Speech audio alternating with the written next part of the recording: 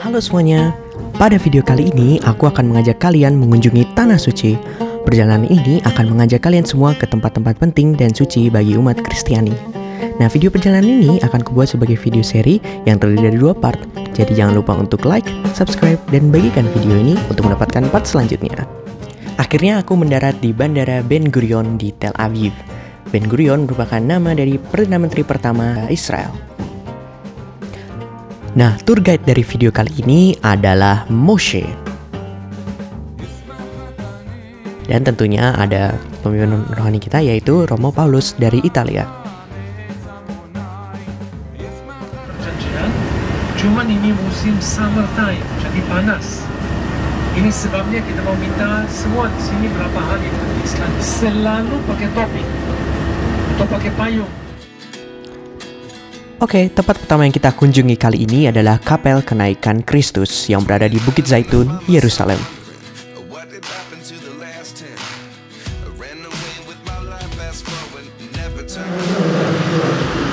Jadi Yesus naik ke surga 40 hari setelah dia kami.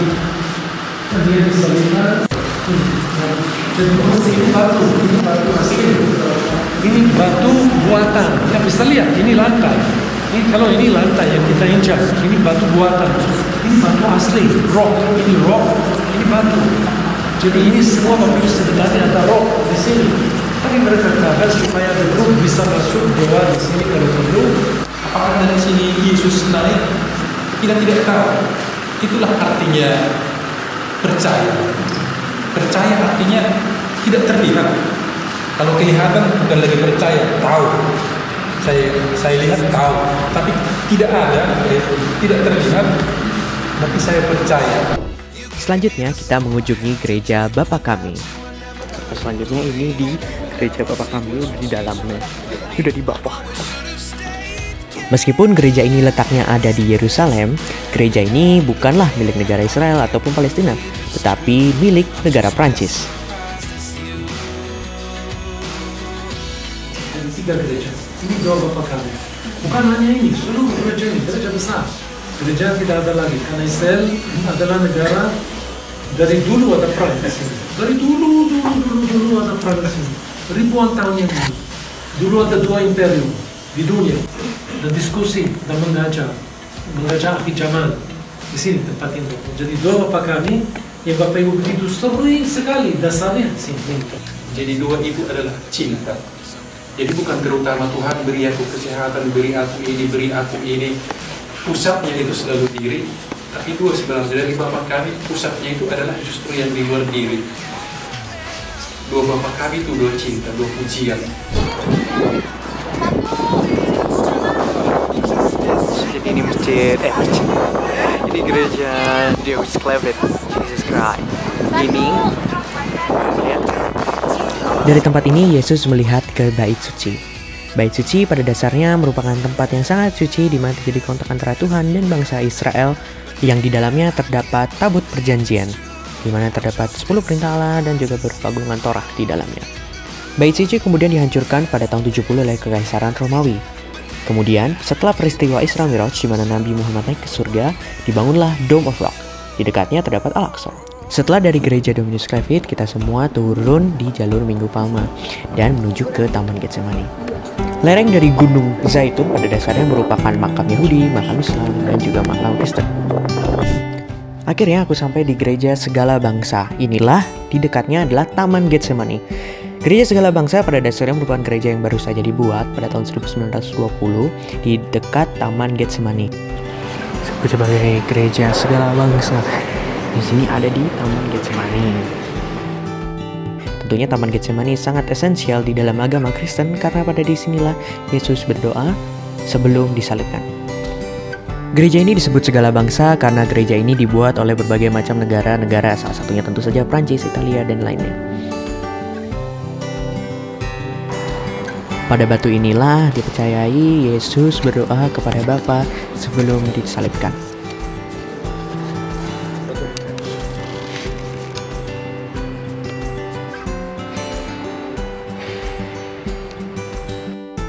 Inilah Taman Getsemani yang masih tersisa. Dari salah satu pohon tersebut terdapat pohon yang dipercayai sangat tua yang langsung berasal dari zaman Yesus.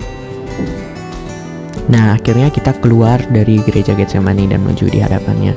Ini kita berada di lereng, dan ini lereng dari Bukit Gunung Zaitun, dan sana adalah Gunung Moria.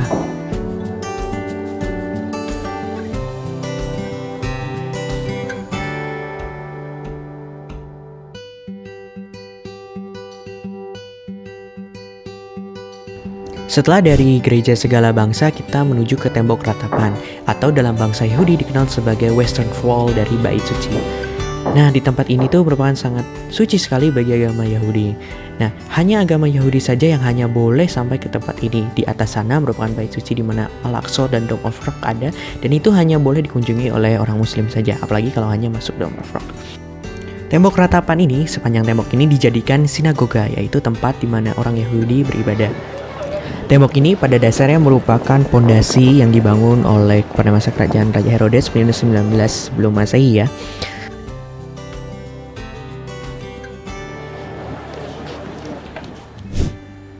Pada hari Jumat ini, hari kedua ini, aku mengunjungi yang namanya tempat Via Dolorosa. Jadi Via Dolorosa pada dasarnya merupakan jalan salib yang di mana Yesus memulai perjalanan salib dari gereja ini, mana Yesus berhadapan langsung dengan Pilatus. Nama dari tempat ini dikenal juga sebagai Fortress of Antonia, yaitu sebuah nama dari Mark Antony, pacarnya Cleopatra, yang merupakan sebagai bentuk timbal balik dari Raja Herodes untuk Kekaisaran Romawi.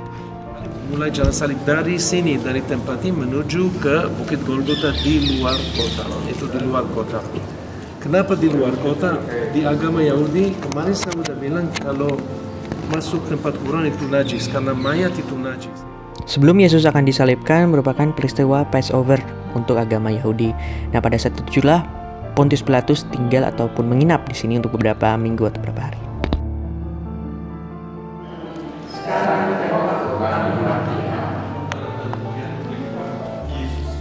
Secara umum perjalanan ini sebenarnya tidak jauh, tetapi bisa teman-teman bayangkan pada saat Yesus membawa salibnya berjalan menyusuri Via Dolorosa ini hingga ke Bukit Golgota.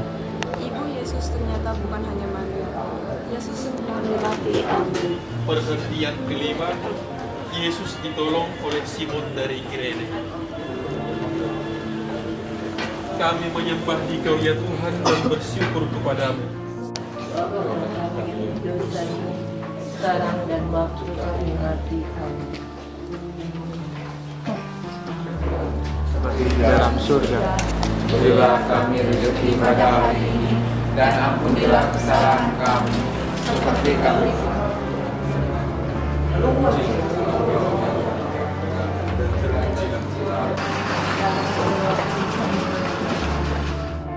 Nah, itu dia merupakan gereja Makam Kudus Tuhan.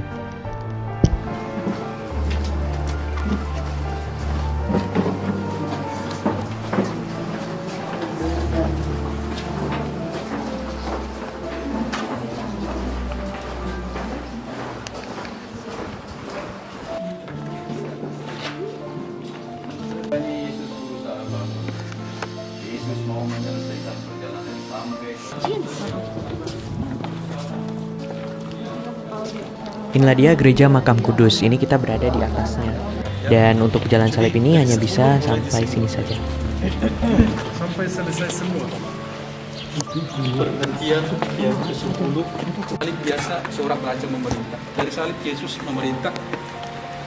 Pada saat ini kita akan bersama di Firdaus. Itu perintah. Setelah kita menyelesaikan jalan salib, kita turun dari loteng itu dan menuju ke bawah. Nah, ini adalah bagian dari Ortodoks Ethiopia.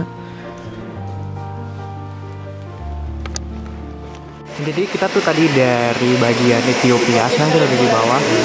Ini adalah bagian dari salah satu gereja sepulker ya, ini yang tinggi banget. Inilah dia pintu masuk dari gereja Holy Sepulchre Makam Kudus itu ya. Dan ini digunakan oleh banyak denominasi dari gereja-gereja Kristen. Gereja ini merupakan tempat yang sangat kudus bagi umat Kristiani, karena disinilah Yesus disalibkan, kemudian dimakamkan, dan bangkit dari antara orang mati.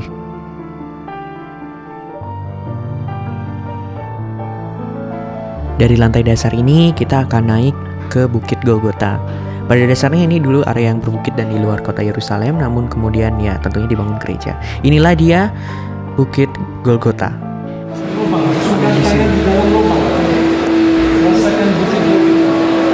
Bagian dari gereja ini dimiliki oleh Ortodoks, sehingga cukup berbeda ya dengan Katolik, dan di sini tentu itu adalah batu dari Bukit Golgota.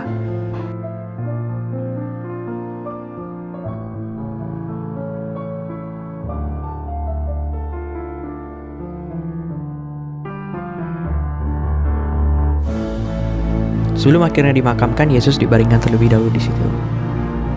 Inilah dia makam Kristus.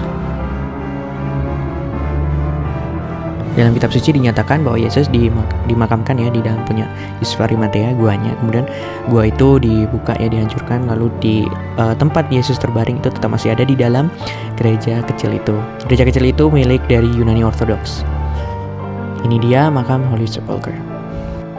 Disinilah dimana Yesus dimakamkan, dan ketika para murid hadir datang, itu makamnya sudah kosong karena Yesus sudah bangkit dari antara orang mati. Setelah jalan salib dan mendatangi tempat ini, aku merasa bahwa Tuhan memang sungguh hadir di dalam dunia ini, dan kehadirannya hingga sampai ke ujung dunia memang ada.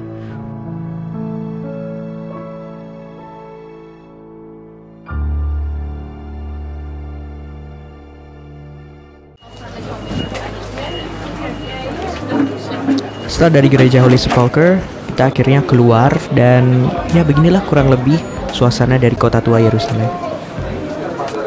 Cukup ya seperti pasar ya teman-teman. Setelah dari Yerusalem, akhirnya aku melanjutkan perjalanan ke Yeriko. Yeriko ini merupakan kota yang sangat tua. Ini pohon sikamor, buahnya sedikit beda dengan ara, bukan ara. Ini sikamor. Di sini, ini salah satu paling menarik dalam Injil Lukas. Jadi kita tahu ceritanya bersama-sama, cerita Zakheus. Dan ada kata yang apa di situ? Kita tahu Zakheus memanjat pohon ini dalam Injil diceritakan. Dan di situ dikatakan Yesus mengarahkan matanya. Tidak jauh dari situ ada yang namanya Gunung Pencobaan. Di sini depan kita ada dua gedung. Ada gedung warna hijau, itu kabel car. Ada gedung warna apa itu coklat muda. Jadi ini Gunung Pencobaan. Ini depan kita. Kiri dari kabel car ada gedung itu coklat muda. Itu biara Yunani Ortodok. Nama biara ini adalah 40, karena Yesus 40 hari dicobai setan di sini. Meskipun kota Yeriko sangat kering, ternyata Yeriko merupakan oasis di antara gurun-gurun. Usianya sudah lebih dari puluhan ribu tahun, dan kita menuju ke Laut Mati. Laut Mati ini tempat terendah di bumi. Di dekat pesisir Laut Mati terdapat Qumran. Qumran pada dasarnya merupakan tempat archaeological sites yang baru saja diekskavasi mungkin tahun 60-an. Nah, di Qumran ini pada dasarnya ditemukan sebuah banyak guci yang ternyata di dalamnya mengandung banyak Torah. Situs arkeologi ini di Qumran dipercayai dulunya merupakan biara Yahudi di dekat Laut Mati. Torah ataupun kitab-kitab Taurat yang ada ditemukan di dalam guci ternyata masih terjaga dengan baik, meskipun berdasarkan catatan arkeologis dinyatakan bahwa kegiatan aktivitas di Qumran itu sudah tidak ada sejak tahun 70 Masehi. Jadi mungkin sekitar 2000 tahun Taurat dan di dalam gucinya itu terpreservasi dengan baik. Jadi bisa tahu begitu. Kualitasnya ada yang lebih bagus, ada yang kurang bagus. Ada yang bisa dibaca, ada yang susah dibaca. Yahudi dulu. Oh ya, perjanjian baru tidak ditemukan di sini. Hanya perjanjian lama. Kan perjanjian baru belum ada. Oke, Bapak Ibu begini. Ini bentuknya, ini gedung-gedung, ada tembok seperti tembok kota Yerusalem.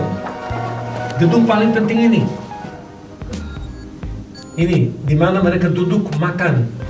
Saya sendiri pernah tinggal di beberapa biara. Tempat makan itu tempat paling penting. Di situ semua kumpul, semua diskusi.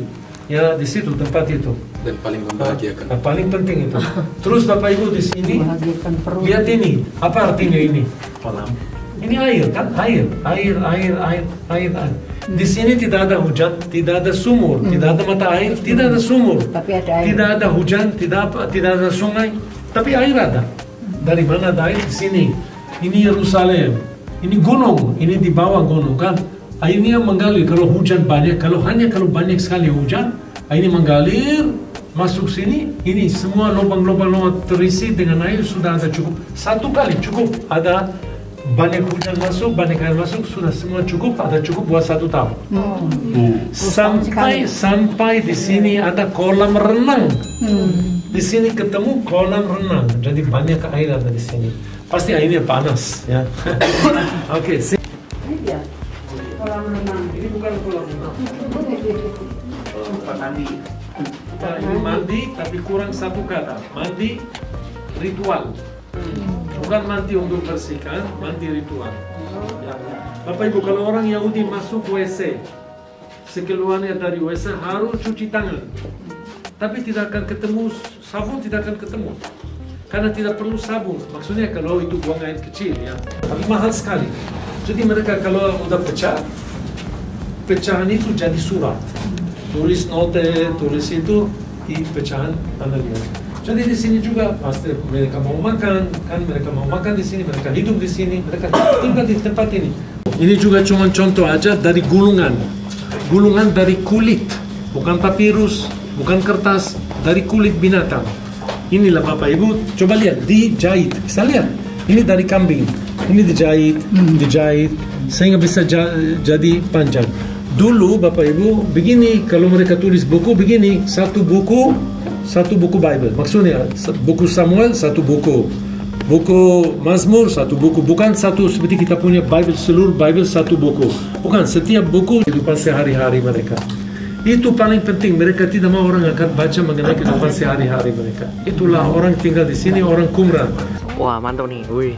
Tadi makannya kasih di itu ya. Ini panas banget. Panasnya terik ya teman-teman. Nah, di sebelah kanan inilah dulunya adalah reruntuhannya dari biara orang Yahudi.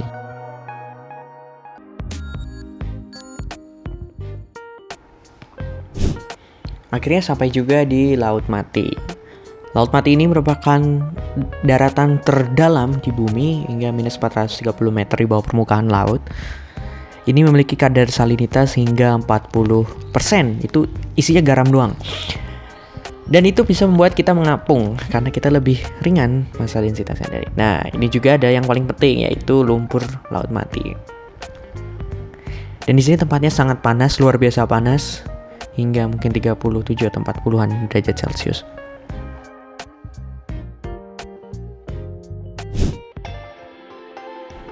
Keesokan harinya kita kembali lagi ke tengah ya, yaitu ke Bethlehem. Campo Padang, Pastori Gempala ini tempat Padang Gempala. Ini tempat yang milik gereja Katolik atau itu simpul yang merupakan gereja atau ordo Fransiskan. Simpulnya 2 tangan dan salib tanah suci namanya. 5 salib.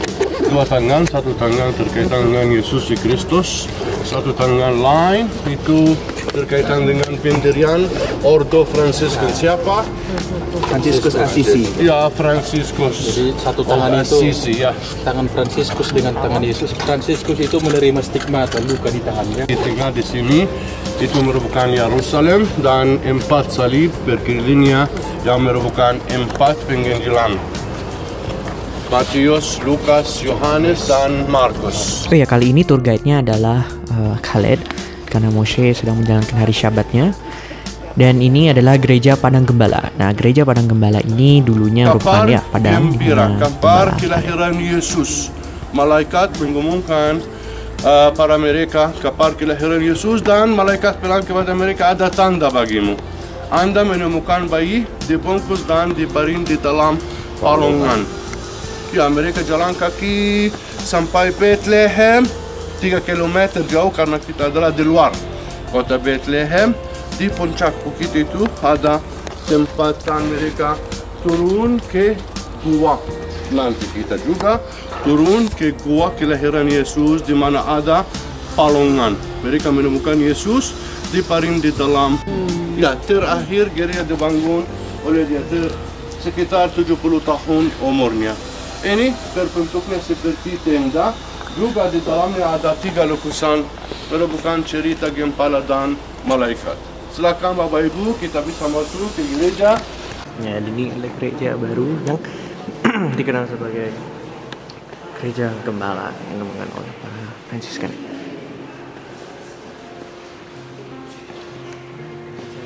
Jadi antara pasal minggu sebagai produktif.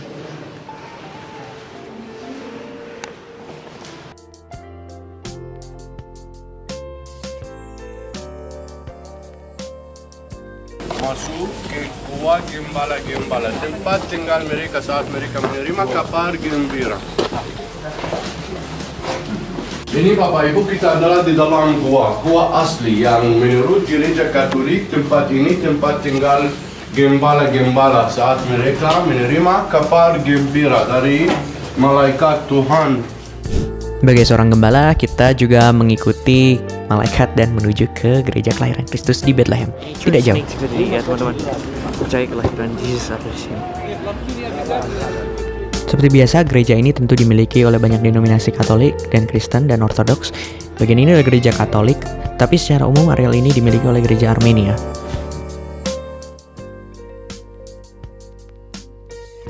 Akhirnya kita masuk melalui pintu kecil ini.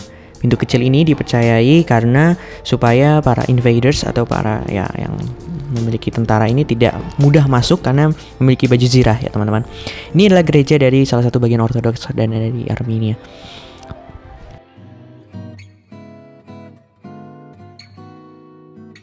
Tentunya sebagai tempat paling suci selain makam kudus, gereja ini tentu dihadiri oleh banyak penziarah sehingga tetap kita harus mengantri.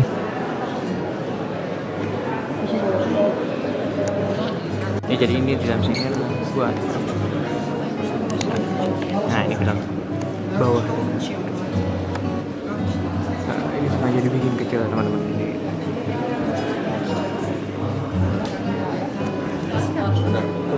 Inilah dia di mana titik Bunda Maria melahirkan Yesus, diberi bintang di sini.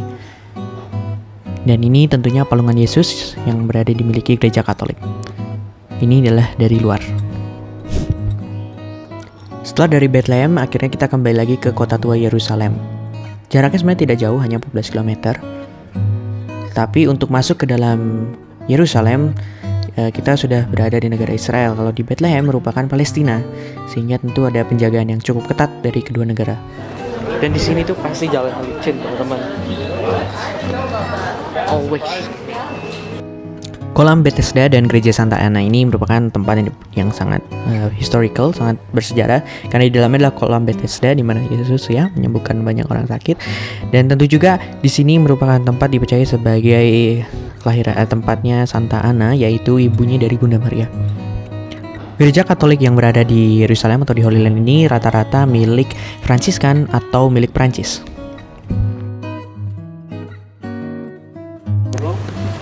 Saya lewat rumah sakit Bethesda, saya ingat tempat ini. Jadi di Indonesia ada dua kolam yang ada di Yerusalem. Ada rumah sakit disebut di Indonesia pakai nama itu. Satu kolam Bethesda dan satu kolam Siloam. Dua-duanya di sini di Yerusalem. Itulah juga dua mujizat Yesus di Yerusalem. Tidak ada lagi. Satu mujizat di kolam Bethesda di sini. Satu mujizat lagi di kolam Siloam. Kita tidak akan mampir, tapi ada di sini di Yerusalem. Jadi cuma dua mujizat ini ada di Yerusalem. Walaupun kota suci, kota penting sekali, tapi cuma dua mujizat. Jadi kebanyakan mujizat Yesus di utara, dekat Danau Galilea, daerah itu. Ya. Nazaret pun tidak ada, satu pun tidak ada di Nazaret. Ya. Mujizat maksudnya, satu pun tidak ada. Khotbah ada, tapi mujizat tidak ada. Jadi orang Yahudi sesuai dengan Bible wajib datang ke Yerusalem zaman dulu, zaman Bait Suci. Bait Suci sudah dihancurkan oleh Titus. Saya kemarin sudah jelaskan, Titus itu anaknya Vespasianus yang memperkosa atau bawa pelacur di dalam gedung Bait Suci, tidur sama dia di dalam ruang Kudus. Dia mau buktikan dia yang menguasai, bukan Tuhan yang menguasai, dia yang menguasai. Ya. Kalau di Talmud, di tafsiran Yahudi, dia bilang, Tuhan bilang, kamu pikir kamu orang besar. Ada satu binatang kecil sekali, ada nyamuk. Nanti nyamuk itu akan masuk kamu. Nyamuk itu masuk kepala dia. Dia ada di situ sampai orang jadi gila. Dia tidak tahu apa bisa melakukan karena itu hidup di dalam kepala dia. Begitu nanti dia mati. Cuma negara Prancis tidak bisa mengatur tempat ini. Mereka jauh, mereka di Prancis. Jadi mereka suruh ordo, namanya Bapak Putih, ini Bapak Coklat. Ada Bapak Putih, mereka suruh Bapak Putih untuk mengelola tempat ini. Jadi mungkin kita akan lihat sekarang dalam gereja, ya biarawan pakai baju putih itu dari ordo Bapak Putih. Mereka adalah misionaris. Sekarang dulu ada di sini 2 kolam Bethesda, cuma satu digali, besar sekali, besar sekali. Satu lagi belum digali, mungkin satu saat nanti. Kita mau nyanyikan satu lagu dalam gereja. Kenapa? Karena ikhwannya di situ bergema. Maksudnya itu suaranya bergema di situ bagus, paling bagus di Israel. Jadi setiap grup pasti harus menyanyikan satu lagu di situ.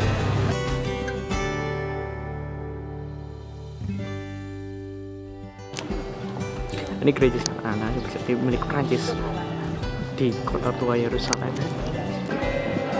Madrasah ya, keren banget. Ya benar banget. Dulu gereja ini merupakan, ya tentunya dulu gereja, tetapi setelah jatuh ke tangan Muslim menjadi madrasah dan setelah itu dikembalikan lagi menjadi gereja.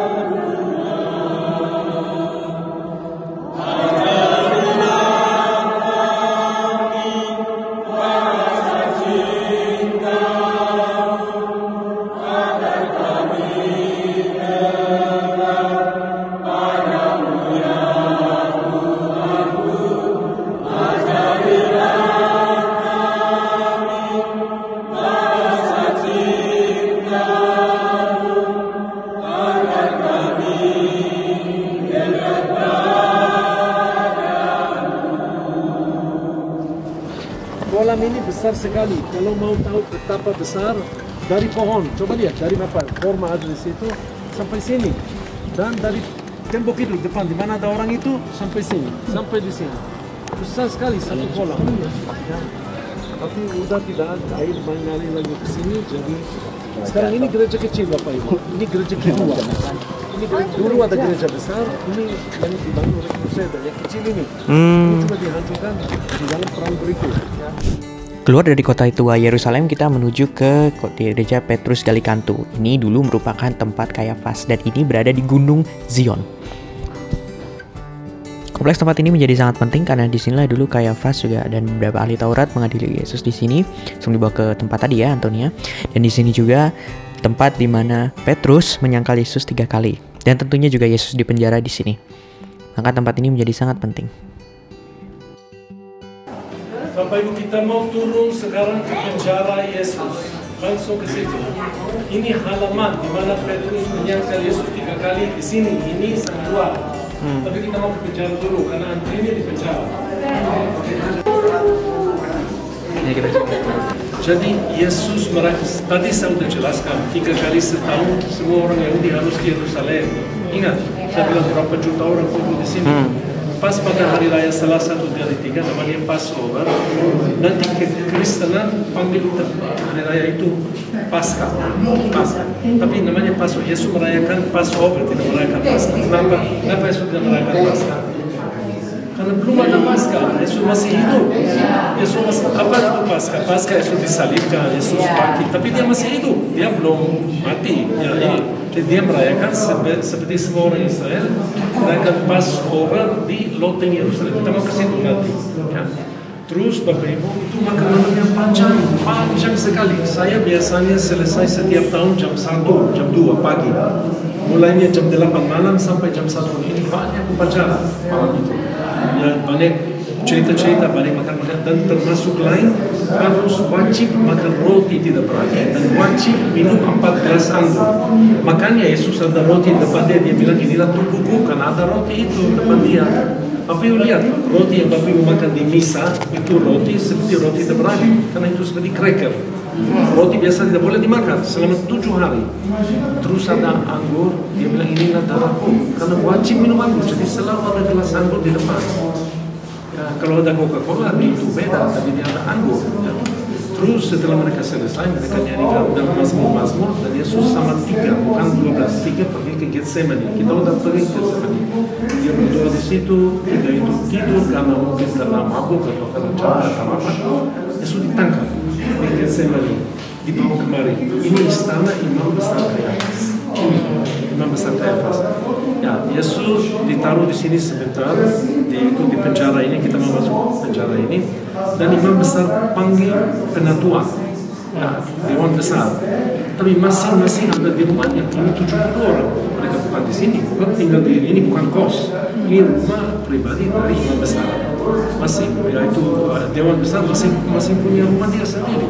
Sampai kirim orang panggil ini berbaju, dia harus datang, ya kumpul di sini.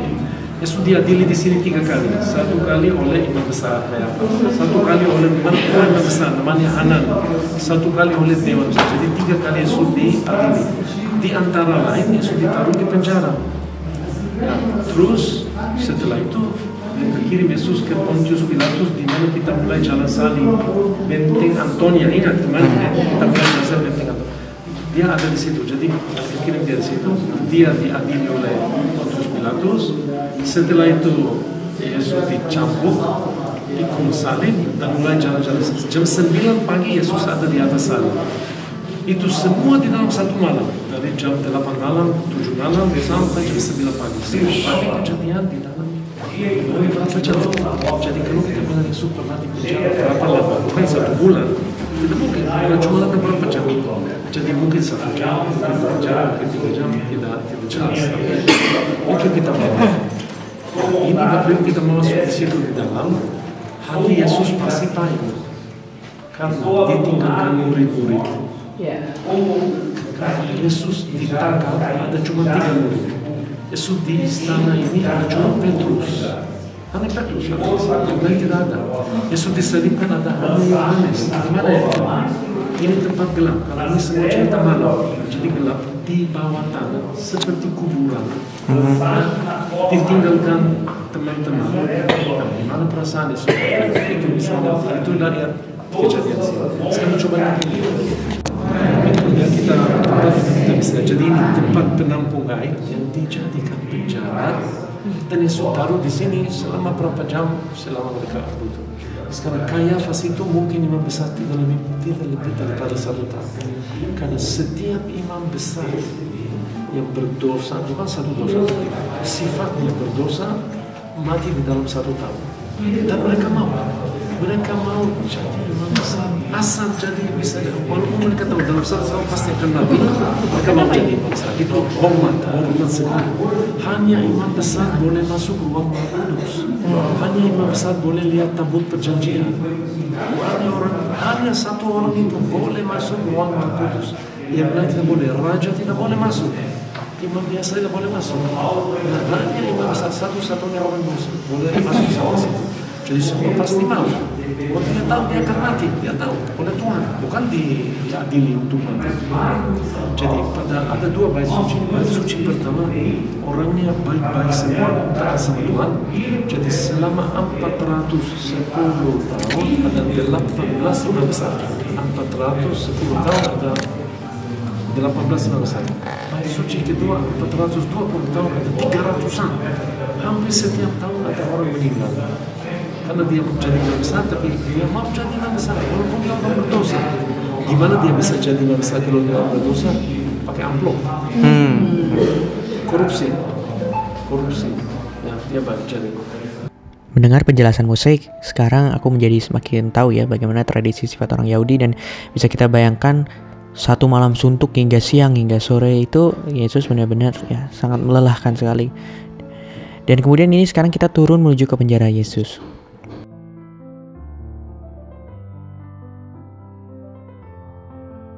Dan setelah ayam berkokok, Petrus menyangkut 3 kali, Yesus itu menoleh kepada Petrus. Tapi apa tatapan Yesus? Yesus menatap Petrus. Tatapan Yesus itu tak pernah tatapan penghakiman.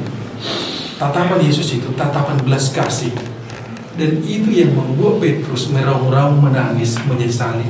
Dan itu yang membuat Petrus berubah.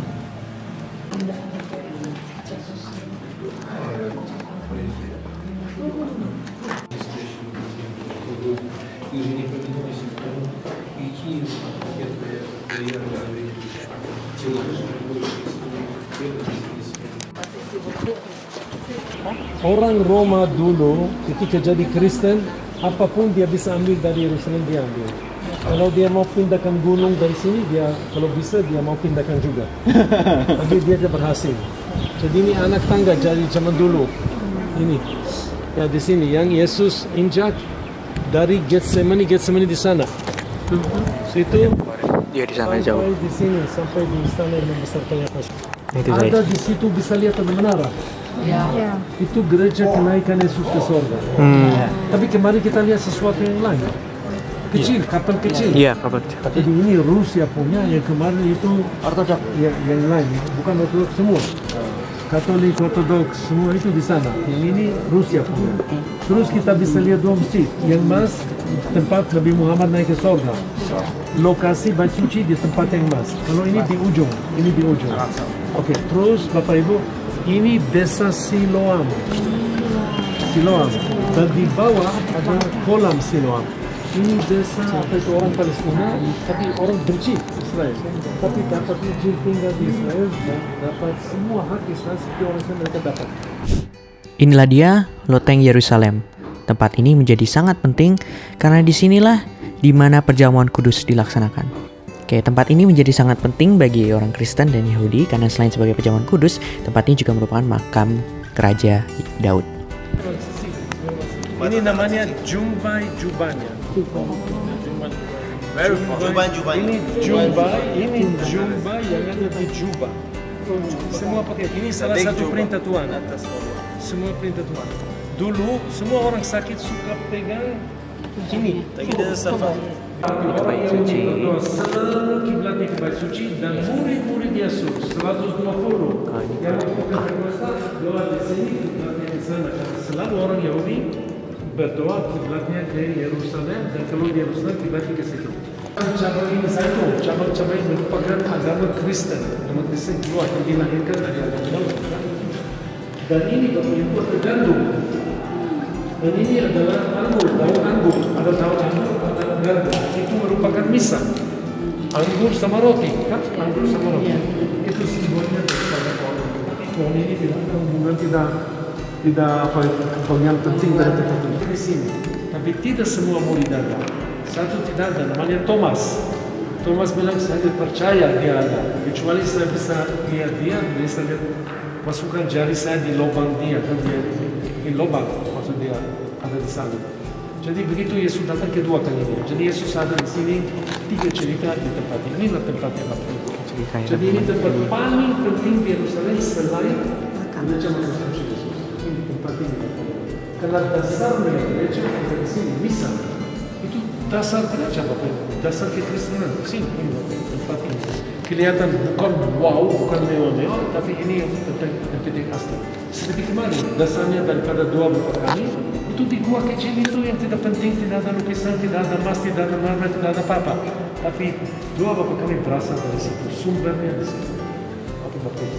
Nah, sampai di sini dulu teman-teman. Jangan lupa untuk menonton part 2 di video link ini.